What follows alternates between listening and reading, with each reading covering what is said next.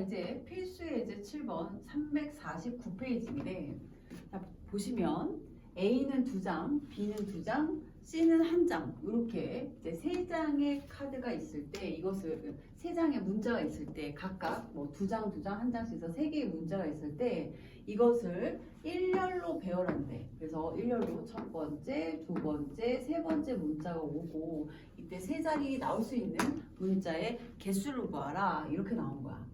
그럼 우리가 이제 앞에 과거에서 중학교 때 했던 걸 또 생각을 해보면, 여기 처음에 들어갈 수 있는 숫자가 문자가 요 3개네. 그래서 3. 그러면 두 번째 들어갈 수 있는 문자는 여기서부터 이제 혼란스러운 거야.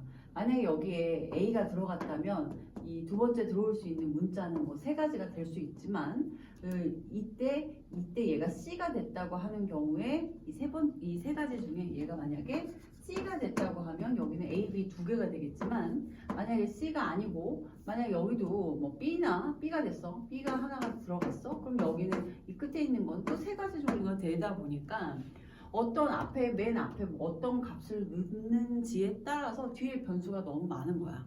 그래서 일반화시킬 수가 없어. 이럴 경우 어떻게 했느냐? 자, 이걸 바로 나열을 해보는데, 이 나열하는 방법 중에 이렇게 규칙적으로 나열하는 것을 수형도라고 해요. 수형도. 그래서 우리가 지금 배울 거는 수형도를 이용하여 이제 나열하는 걸 배워볼 건데, 자, 첫째 자리에 올 수 있는 가지수는, 그쵸? 문자 3개지. 그래서 첫 번째는 A가 올 수 있어요. 그 다음 B도 올 수 있고, 그 다음 C도 올 수 있어. 그래서 각각을 써놓는 거야. 그 다음 두 번째에는, 자, A를 썼으니까 A는 1장으로 바뀌었죠. 그래서 두 번째 A가 들어올 수 있고, 그 다음 얘가 뭐 B가 들어올 수도 있죠. 그 다음 또 뭐가 들어올 수도 있지? 이렇게 C가 들어올 수도 있어. 두 번째. 그쵸? 그럼 만약에 여기 A가 둘 다 들어왔어. 첫 번째 A, 두 번째도 A였어. 그럼 세 번째에는 B가 들어오거나, 그쵸? C가 들어올 수 있겠죠.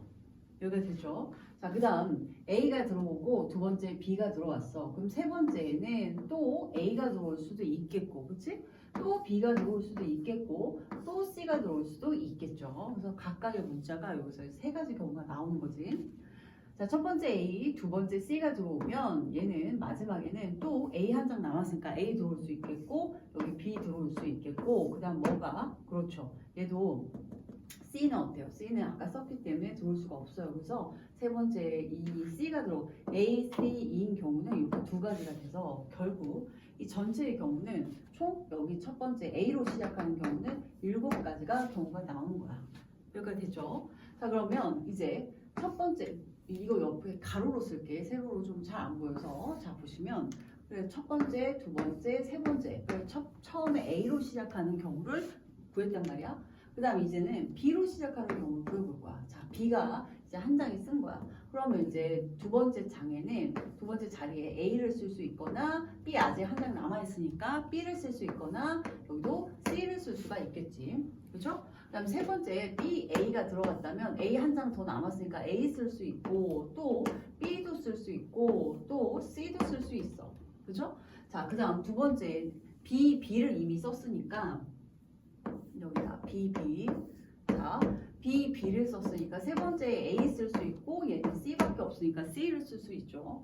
자, 그 다음에 B와 C를 사용한 경우에는 A는 아직 안 사용했으니까 A 쓸 수 있고, 그 다음 뭐가 남아있어? B 썼지? A 썼지? B 썼지? C 썼지? B 썼지? C 썼지? 그 다음 뭐가? 그쵸? B 1장 더 남아있겠죠. B까지 이렇게 쓸 수가 있더라.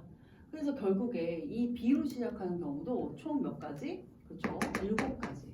그럼 이제 C로 시작하는 경우를 좀 살펴보면, 자, 그래서 첫 번째는 A로 시작했어요. 자, 두 번째는 이제 B로 시작하는 경우, 세 번째는 C로 시작하는 경우를 살펴보는데, 자, C로 시작했을 때 두 번째 자리가 A일 수 있고, 이렇게 B일 수 있죠. 2가지 경우밖에 없는 거야. 그럼 A이면 A를 1장 남았으니까 마지막에는 A 쓸 수 있고, 아니면 또 B를 쓸 수가 있죠. 이거밖에 없다는 거야. 왜? C를 이미 썼기 때문에. 자, 그 다음 C, B였으면 얘도 A를 쓸 수 있고, 얘도 B를 쓸 수 있어서 총 얘는 몇 가지? 4가지가 돼서 전체 경우의 수는 7 더하기 4. 그래서 총 18가지의 경우가 나오게 되더라.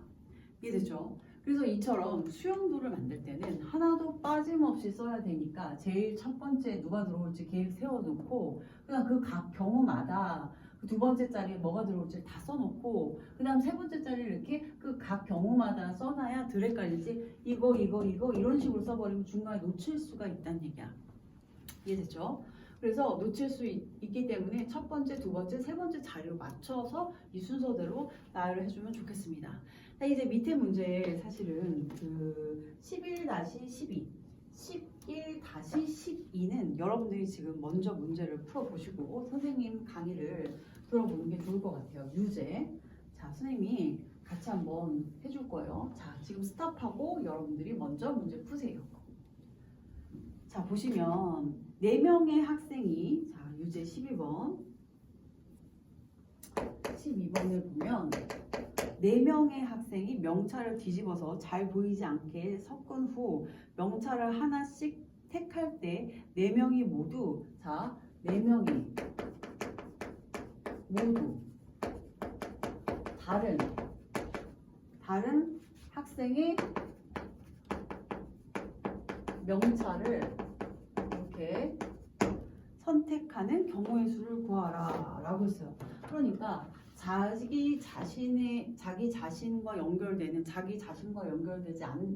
연결되는 게 아니라 연결되지 않는 것을 택하는 경우 얘를 바로 뭐라고 하냐면 이런 거 4개가 있으면 뭐 내가 우산 4개가 학생이 4명이 있는데 우산 4개를 자기 우산이 아닌 걸 선택하는 경우 뭐 의자도 마찬가지야. 학생 3명이 있는데 자기 의자가 아닌 의자에 앉을 경우 이런 것을 바로 뭐라고 하냐면 교란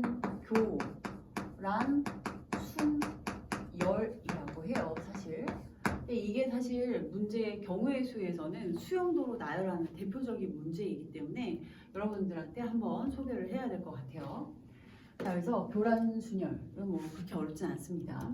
4명이 모두 다른 학생의 명찰을 갖는다라고 했으니까 4명을 라지 A, 라지 B, C, D라고 해서 라지로 써주고 명찰을 스몰로 표현할 거야. 그러면 A는 자기 명찰은 아니잖아. 그치? 그럼 자기 명찰이 아니어야 되니까 A는 스몰 a가 아닌 B가 들어올 수 있고 또 C가 들어올 수 있고 D가 이렇게 들어올 수 있죠. A의 명찰은 B 거, C 거, D 거 모두 가능한 상황인 거야. 그럼 자 이제 B의 명찰을 차고 있는 이 경우를 먼저 찾아볼 거야. 자 그럼 B는 봐라. B는 어떤 걸 해야 되냐면 만약에 B가 A 명찰을 차는 경우 그렇죠? 그럼 얘는 자 B는 A 거를 쓸 수가 있고 또 C 거를 쓸 수가 있고 또 뭐를 쓸 수 있어? D 것도 이렇게 착용을 할 수가 있겠지. 그렇죠? 그리고 나면 자 BA가 된 거야. 그럼 이제 CD만 남았는데 얘는 자기 거 쓰면 안 되니까 얘는 D 거, 얘는 C 거 이렇게 이제 차야겠지 명찰을. 여기까지 이해되니? A는 B 거를 하면 B는 B 걸 이미 얘가 착용을 했잖아. 그러니까 C나 D, A, C, D 요 세 가지 중에 하나이고 그다음 그리고 났더니 자 BA이면 DC를 사용할 수 있고 BC이면 자 이제 뭐가 남냐면 A와 D가 남는단 말이야. 그럼 D를 얘를 쓰면 안 되니까 얘는 반드시 D를 써야 되고 얘가 A 거를 써야 된다는 얘기야. 그치?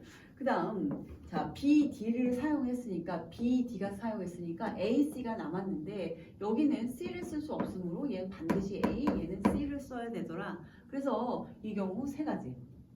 여기까지 이해됐어요? 그럼 A가 B를 쓰는 경우가 세 가지야. A가 그럼 C를 쓰는 경우도 어떻게 되겠어?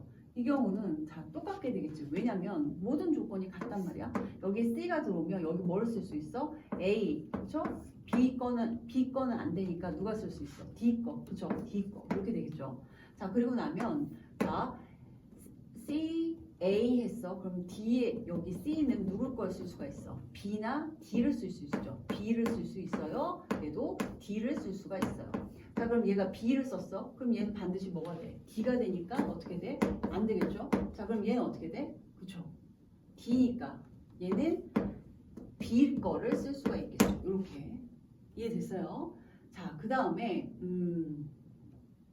여기는 C, D가 있었어. 그럼 여긴 몇이 되냐면 CD 거를 썼잖아. 얘는 A 거를 써도 되고 뭘 써도 돼? B 거를 A, B만 남았으니까 또는 여기서 B 거를 쓸 수 있고 또 A 거를 이렇게 쓸 수가 있는 경우야. 그래서 여기도 몇 가지? 세 가지. 여기도 몇 가지? 세 가지. 그럼 D도 한번 해볼까? D도 마찬가지로.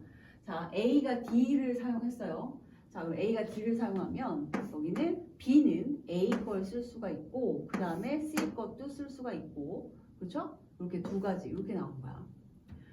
자, 그리고 나면 A는 자, 이 두 번째는 C는 누구 걸 쓸 수가 있냐면 A, D를 사용했으니까 B, C가 있을 거 아니야. 그렇죠? 그럼 얘는 반드시 B 걸 써야 되고 얘는 C 걸 써야겠죠.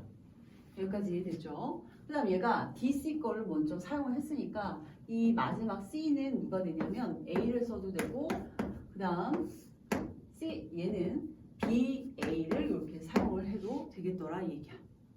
그래서 이 마지막도 몇 가지? 그렇죠. 이렇게 해서 세 가지 전체가 그래서 이 교란 수열은 9가지의 경우가 나온다는 얘기야. 그래서 이렇게 한번 여러분들이 첫 번째, 두 번째, 세 번째, 네 번째를 나열한 다음에 여기를 알파벳으로 스몰로 해서 이렇게 직접 수용도를 그려서 이렇게 계산을 해보는데 어찌됐건 이렇게 해서 처음 한번 해보는 게 굉장히 중요합니다. 그래서 교란순열 9가지 요거 수용도 나열을 봤습니다. 복습해보고 그 다음 문제 풀어보고 다음 페이지 넘어가도록 할게요.